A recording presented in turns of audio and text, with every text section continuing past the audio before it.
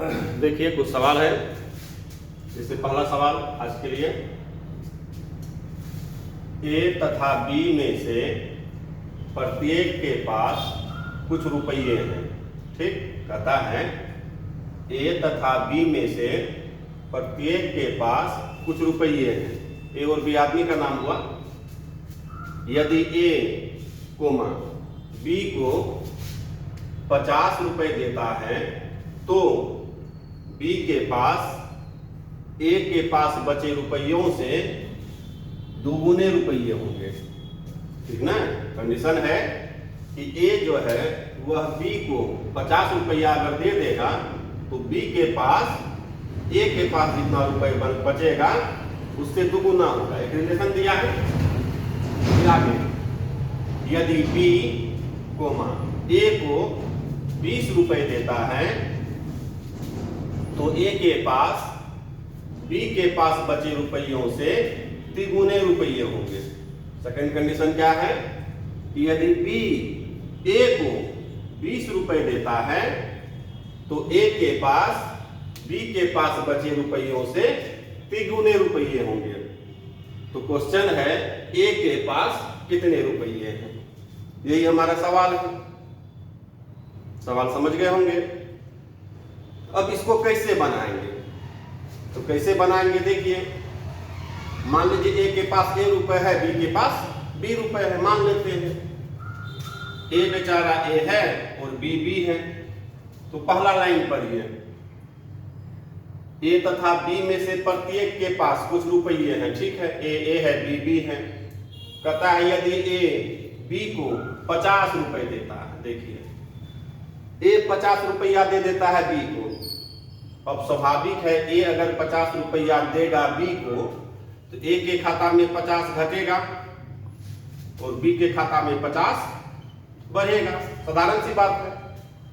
आप यदि 50 रुपया हमको दीजिएगा, आपके पास जो पर्स में पैसा है उसमें 50 की कमी आएगी और मेरे पास जो पर्स में पैसा उसमें 50 की वृद्धि आएगी। नेचुरल चीज है।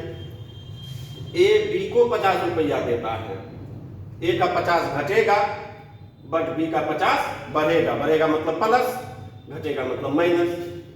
अब इस दोनों में रिलेशन है। क्या रिलेशन है, यहां देखिए। ए के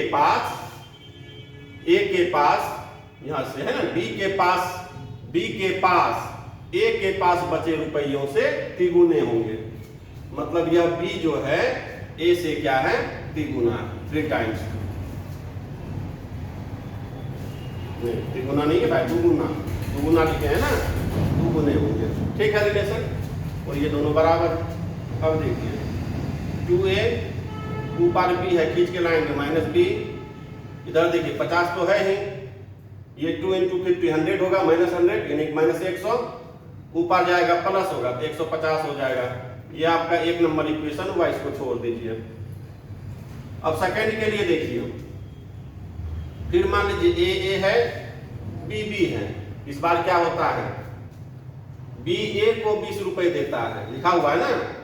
तो बी देगा ए को 20 रुपया, तो बी का 20 घटेगा और ए का 20 बढ़ेगा। तो बी ए को 20 रुपया देता है, तो ये हो गया। अब यहां क्या है, ए के पास बी के पास बचे रुपयों से तिगुने होंगे। यानी ए जो है बी से क्या है, तिगुना है। यहां थोड़ा गौर कीजिएगा। कभी कभी आदमी इसी को गुना कर देता है।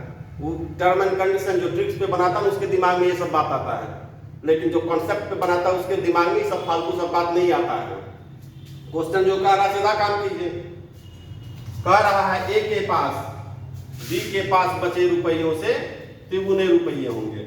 मतलब ए जो है बी से तिगुना है, बी को तिगुना कर दिए, बात खत्म है। अब यहां एक रिलेशन लीजिए। ए ऊपर होगा 3b तो माइनस 3b। अब देखिए 3 × 20 तो 60 माइनस 60 और ये माइनस 20 तो माइनस 80। 2 नंबर हुआ। अब आपको किसका मान जानना है, ए का। तो 10th क्लास की तरह सॉल्व कर दीजिए। 2 समीकरण है, ए का वैल्यू जानिए, बी कैंसिल कर दीजिए। इसको 3 से मल्टीप्लाई करेंगे और माइनस कर देंगे, चिन्ह बदलता है ना भाई। ये बी गया, 3 × 2 6a और माइनस a तो 5a उधर देखिए 150 गुना 3 450 प्लस 80, तो 450 प्लस 80 530, तो ए का वैल्यू देखिए 530 में 5 से भागा देंगे क्या होगा 106। इस क्वेश्चन के लिए हमारा आंसर हो गया 106 106। इस क्वेश्चन पर देखिए हमको नहीं लगता है दिक्कत होना चाहिए, सिंपल है, आप काम कर सकते हैं। चलिए अगला सवाल पे गौर कीजिए। कहता है कुछ मिठाइयाँ 175 बच्चों में बराबर बराबर वितरित की जानी थी, परंतु 35 बच्चों के अनुपस्थित रहने के कारण प्रत्येक बच्चे को 4 मिठाई अधिक मिली। कितनी मिठाइयाँ वितरित की गई? साधारण सवाल है। अब देखिए एक बात आपको हम बताते हैं, जैसे मान लीजिए सपोज 200 मिठाई है मान लिया जाए, और मान लीजिए 25 बच्चे हैं, ठीक, 200 मिठाई है और 25 बच्चे हैं। अब देखिए सारा मिठाई बच्चा समाज में बांट देना है, कोई जातिवाद पक्षपात कुछ नहीं करना है, मतलब प्रत्येक को बराबर बराबर देना है। तो 200 मिठाई है और 25 बच्चे हैं, प्रत्येक को बराबर मिठाई दीजिएगा। सोचिए आप बना कह सकते हैं, तो एक बच्चे को कितना मिठाई मिलेगा? 200 मिठाई है, 25 बच्चे हैं, एक बच्चे को कितना मिठाई दीजिएगा? तो आप कह सकते हैं कि 200 बटे 25 मतलब 8। यही होगा, यही होगा एक बच्चे को। यही काम आप किए, क्या किए? 200 में 25 से भाग दे दिए, डिवाइड कर दिए। यही चीज यहाँ करना है, इसके अलावा कुछ नहीं करना है। हम जो कह रहे हैं इसके अलावा कुछ करना ही नहीं है। यदि आप ये समझ रहे हैं, समझ ही नहीं रहे, आप ये बात जान रहे हैं, आप इसको भी जान रहे हैं, डरना नहीं है, क्योंकि यही सेम चीज है कि 200 मिठाई है, 25 बच्चे हैं, एक बच्चे को क्या मिलेगा? तो 200 में 25 से भागा देते हैं तो 8 हो जाता है। तो सेम वही कंडीशन है। यहाँ पे देखिए क्या करेंगे, कहता है कितनी मिठाइयां, तो हम लोग क्या करते हैं, कुल मिठाई मान लीजिए x। अब देखिए कुछ मिठाइयां 175 बच्चों में वितरित की जानी थी। बच्चे कितना है? 175 रजिस्टर में लिस्टेड 175 बच्चे लिस्टेड है, नाम है उनका रजिस्टर में, और x मिठाई आया, तो एक बच्चा को कितना मिठाई मिलता? तो स्वाभाविक है आप कह सकते हैं x बटे 175। एक बच्चा को कितना मिठाई मिलता? 175 बच्चे हैं रजिस्टर में और x मिठाई आया, एक बच्चे को कितना मिलता? x बटे 175। लेकिन x मिठाई तो आ गया, जब बंटवारा का टाइम हुआ तब क्या देखा जाता है कि 35 बच्चे अनुपस्थित हैं, मतलब अब्सेंट हैं। नहीं, अब देखिए 175 बच्चे थे लिस्टेड, 35 अगर अब्सेंट है, इसका मतलब प्रेजेंट कितना है? 175 माइनस 35 140। तो 140 बच्चा प्रेजेंट है और x मिठाई तो हमारा आ गया है, और जो बच्चा प्रेजेंट है तो x मिठाई को बांट ही देना है, रखना नहीं है। अब देखिए x मिठाई है, 140 बच्चे हैं, एक बच्चे को क्या मिलेगा भाई? x बटे 140। अब यह अधिक है, स्वाभाविक अधिक मिलेगा, और ये कम है। तो अधिक है या कम है मतलब क्या अंतर? ये तो मेरा पकड़ डालो का अधिक है, कम है, छोटा है, बड़ा है, जीत गया, हार गया, इसका मतलब होता है अंतर। तो ये अधिक है। यदि हम आपसे बड़े हैं आप हमसे छोटे हैं, साधारण कॉन्सेप्ट है कि हम बोलेंगे हम आपसे बड़े हैं, आप कहिएगा हम भी आपसे बड़े हैं। ऐसा गणित नहीं कहता है सर, ये गणित का कॉन्सेप्ट नहीं है। वही बात है, यह बड़ा है कि यह छोटा है, मतलब अंतर। तो कितना का अंतर है देख लीजिए, 4 मिठाई अधिक है, मतलब 4 का 4 का, बस हो गया। इसको सॉल्व कीजिए, समस्या का समाधान हो जाएगा। अब देखिए 140 और 175 का एलसीएम क्या होगा, उतना दिमाग नहीं लगाना, उतना फुर्सत नहीं है हम लोगों को। हम बताए थे पहले भी, नीचे में सीधा मल्टीप्लाई कर देते हैं, 140 गुना 175 डायरेक्ट। ये यहाँ आएगा 175x माइनस 140x, तो 35x, उधर हो गया 4, 35 से ये कटेगा ना, 35 दूना 70 और 70 दूना 140, यानी 4 बार में। अब देखिए x का वैल्यू क्या होगा 175 और 4 × 4 16 16, तो 175 को यदि आप 16 से गुना कीजिएगा तो ये 2800 होगा। आप गुना कर सकते हैं, 16 का पहाड़ा पढ़े होंगे, ठीक ना। टेबल जो है 16 वाला पढ़े होंगे बचपन में, तो टेबल वगैरह जिसको पहाड़ा वगैरह कहते हैं वो सब याद रहना चाहिए। तो 16 को पढ़िएगा 175 बार बारी बारी से, तो 2800 होगा 2800। तो 2800 मिठाई, यह हमारा इस क्वेश्चन के लिए आंसर हो गया। तो आप देखिए कितना सिंपल क्वेश्चन है, नहीं? तो हमको नहीं लगता है कि सब क्वेश्चन में ज्यादा टेंशन है, ज्यादा झमेला है। आप काम कर सकते हैं, ऐसा नहीं है कि नहीं कर सकते। चलिए आगे 2 सवाल हैं, दोनों को बारी बारी से देखते हैं। बहुत ही साधारण है। एक विद्यालय में खेल दिवस पर प्रत्येक कतार में 30 छात्रों को खड़ा करने पर 16 कतारें बनती हैं।